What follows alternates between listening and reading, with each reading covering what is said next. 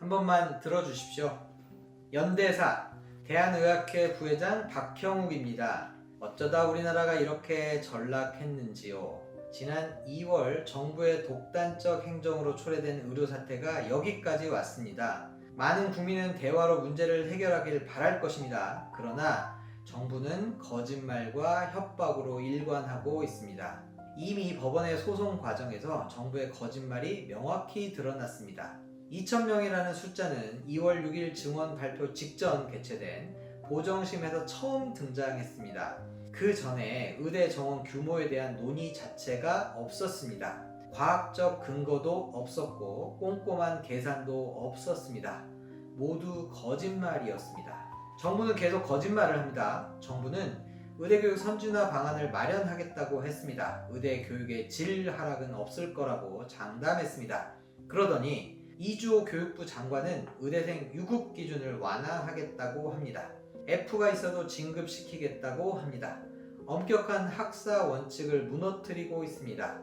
과연 이렇게 거짓말로 일관하는 상대방과 대화가 가능합니까?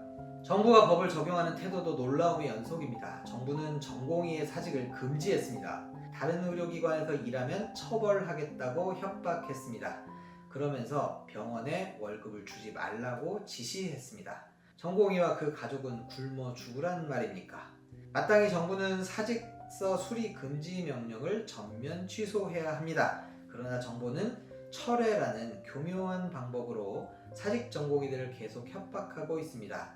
우리는 물러설 수 없습니다. 왜냐하면 지금 이 사태는 결코 의료계만의 문제가 아니기 때문입니다. 대한민국 헌법의 위기, 법치주의의 위기, 민주주의의 위기입니다.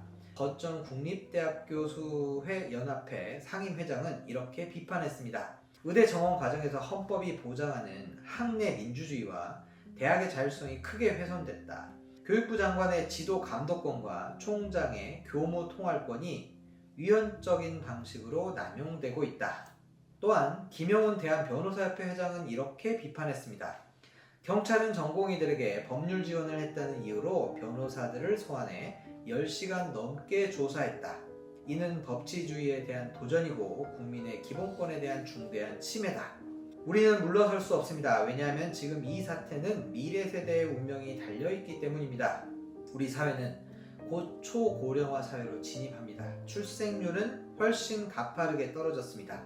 그냥 내버려 두어도 2050년 무렵이면 젊은 세대의 건보료 부담은 2배로 뛸 것입니다. 이런 상황에서 급격한 의대 증원은 급격한 국민 의료비 증가를 야기합니다. 이는 미래 세대의 엄청난 부담과 좌절을 안겨줄 것입니다.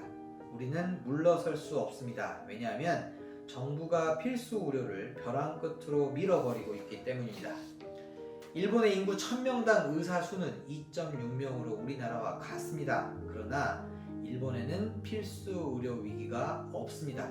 필수 의료의 충분한 수가를 보상하기 때문이죠.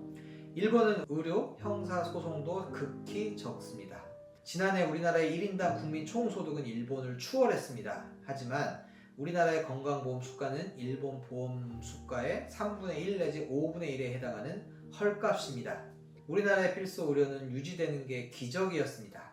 하지만 정부는 정책 실패를 의사의 이기심 때문이라고 호도합니다. 미용 의료 때문이라고 책임을 돌리면서 의사를 악마화합니다. 그래서 필수 의료에 헌신하는 의사들마저 정부 정책에 분노하는 것입니다. 대한의학회는 정부가 더 이상 독선적인 행정을 그만두기를 요청합니다. 급격한 의대 증원에 과학적 근거가 없다는 것이 밝혀진 지금 물러서야 하는 것은 바로 정부입니다. 전공의들에 대한 부당한 박해는 우리나라 의료의 파탄이 될 것입니다. 대한의학회는 그런 사태를 결코 좌시하지 않을 것입니다.